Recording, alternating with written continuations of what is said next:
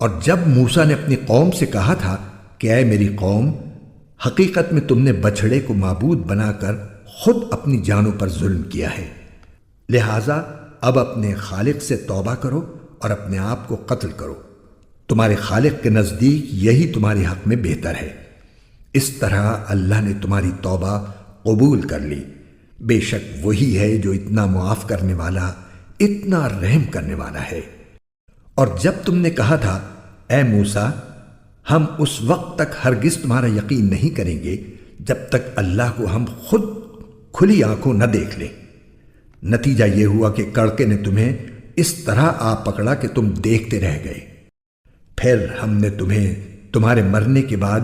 دوسری زندگی دی تاکہ تم شکر گزار بنو، اور ہم نے تم کو بادل کا سایہ عطا کیا اور تم پر من و سلوہ نازل کیا اور کہا کہ جو پاکیزہ رزق ہم نے تمہیں بخشا ہے شوق سے کھاؤ، اور یہ نافرمانیاں کر کے انہوں نے ہمارا کچھ نہیں بگاڑا بلکہ وہ خود اپنی جانوں پر ہی ظلم کرتے رہے۔